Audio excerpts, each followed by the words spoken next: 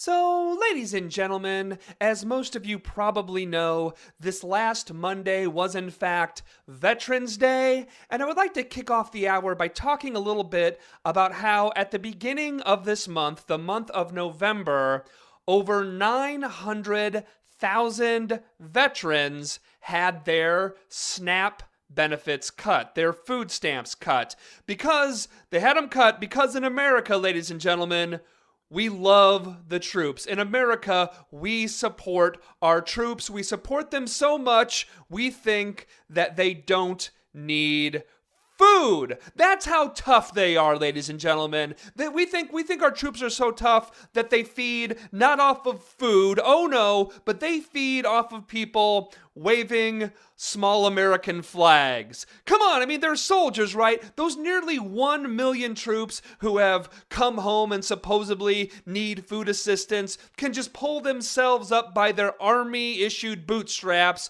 and figure out some way that American innovation to feed themselves and their families. And their spouses, their children, will know they can get their daily nutrition from patriotism, ladies and gentlemen. They don't need actual food. And those who want to thank them for their service, they can just ignore the fact that close to 1 million veterans not only need food assistance, but then even further are going to probably have their food assistance cut even more because, again, ladies and gentlemen, we support our troops. So look, obviously, ladies and gentlemen, the SNAP cuts, the food stamp cuts that went into effect at the beginning of November don't just affect veterans. Oh no. There's actually 47 million Americans who currently receive SNAP benefits, and all of them, all 47 million, will see their small food pittances cut. Bryce Covert from Think Progress writes that the average cut is a 7% cut. Reading the report from Bryce, quote, that will mean a loss of about $9 per person per month, or $36 a month for a family of 4. Now that may not sound like a lot to some people, but here's the actual deal. Reading on from Bryce, food stamps will now be on average less than $1.40 per person per meal. Benefits were already sparse at just $133 a month on average. End quote. Yep. All those people getting rich off of food stamps, getting their $1.40 a month, $1.40 a meal, $1.40. It's ridiculous that we're talking about something that's so small that helps so many people. And we've talked about SNAP and food stamps a lot on this show before. Mother Jones actually compiled some statistics on the cuts on SNAP. Reading from Mother Jones, namely, for every $5 spent on food stamps generates $9 in economic activity.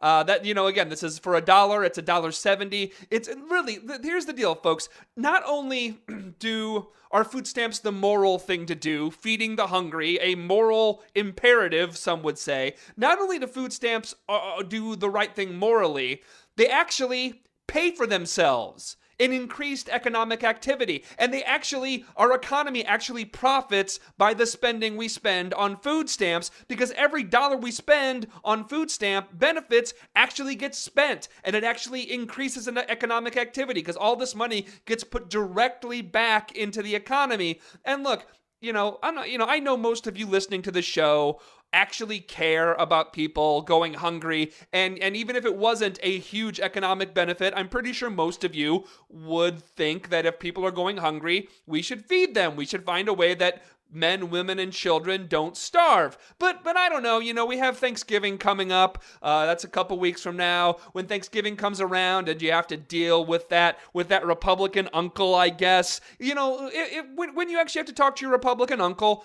let your heartless jackass of an uncle know, the one who doesn't care that men, women, children, veterans, the elderly are starving. Let that despicable human being that is your uncle know that food stamps actually stimulate stimulate the economy. Hooray! Capitalism, right? So, and look, and here's another stat for you. 83% of food stamps go to households with children, seniors, and non-elderly people with disabilities. But again, who cares about children? Who cares about seniors? Who cares about the disabled? Who cares about Army veterans? Those are four groups that have had it far too easy in this country, if you ask your evil Republican uncle. Another statistic, the Census Bureau showed that food stamps helped keep 4 million Americans out of poverty in 2012. And why the hell would we want to do that, huh? Wouldn't our country, wouldn't our nation be much stronger and better off if those 4 million people were in actual poverty instead of just near poverty? Another stat for you. Half of all adults will receive SNAP benefits at some point between the ages of 20 and 65, while half of all children will receive them at some point during their childhood. That's right, half of all children will receive SNAP benefits at some point in their childhood. In 2012, nearly 1 in 7 adults received food stamps. That's right, folks. And again, we talk about this type, but we talk about the poverty and all this stuff in our economy in the show again. But think about that. 1 in 7 adults in 2012 received food benefits. That's how bad inequality is in our country right now. That's how bad it is. And so these cuts that happened in November, at the month of November, are bad. And here's some news. They're bad, right? They're horrible. They're affecting people, the poorest of the poor, the people who need this the most. They're really bad. Most likely, folks, Congress is going to make the situation worse. Reading from Mother Jones, let's start in the House. The House Republican Farm Bill, quote, would slash funding for food stamps program by nearly $40 billion and boot 2.8 million people off of the program next year. That includes 170,000 veterans who will be removed through a provision on the bill that would eliminate food stamps eligibility for non-elderly jobless adults who can't find work or an opening in a job training program.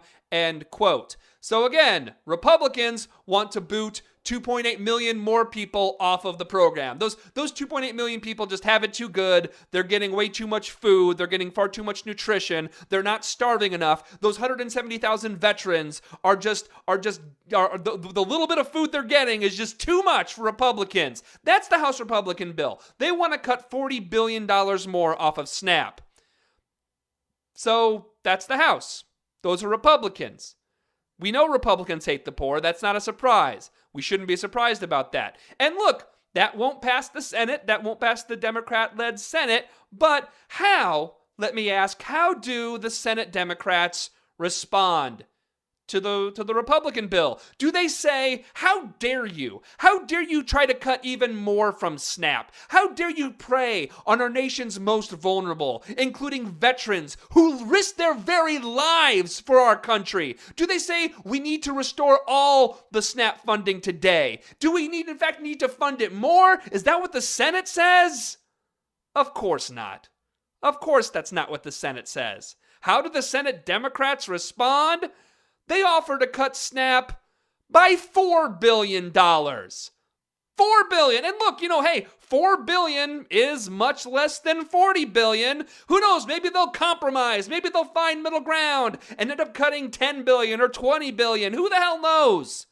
Whatever it is, it's friggin' wrong. And it's friggin' ridiculous that still in 2013, the Democrats are still pursuing this. But I want to take a second to actually point out something about SNAP, something that journalist David Dayen pointed out recently in an article for the American Prospect.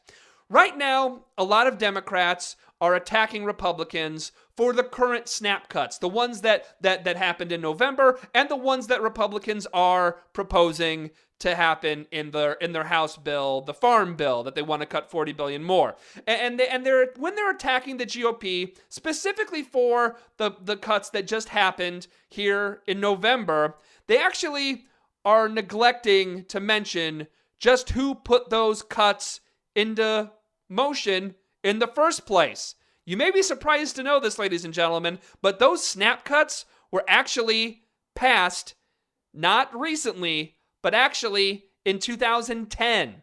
In 2010, when the House and the Senate and the White House were controlled entirely by Democrats.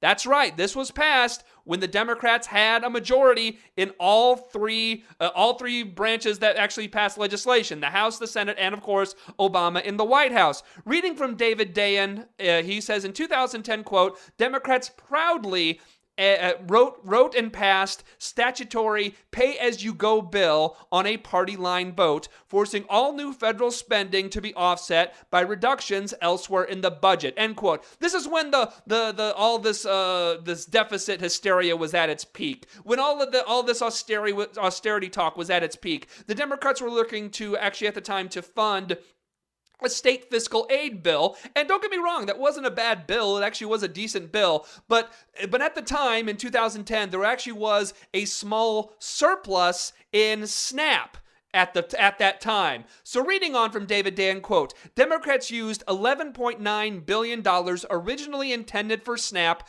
to fund the state fiscal aid bill, accelerating the phase out of increased stimulus benefit to 2014, end quote. They then again raided the SNAP fund, ironically to fund the Healthy Hunger-Free Kids Act of 2010. And look, that's not a bad program. Don't get me wrong, it's a good program. It helps kids have nutritious school lunches. That's a good thing. But in this case, what we're doing here is we are starving Peter to feed Paul. You know what I mean? At the time, the Democrats were all saying, oh, don't worry. We're going to restore the SNAP funding later. We're going to restore it later. That's what they said. Don't worry. It's going to be fine. But then they put it off, and they put it off, and they put it off. And then what happened? You know what happened. In late 2010, Republicans took over the House of Representatives. The Democrats lost the House.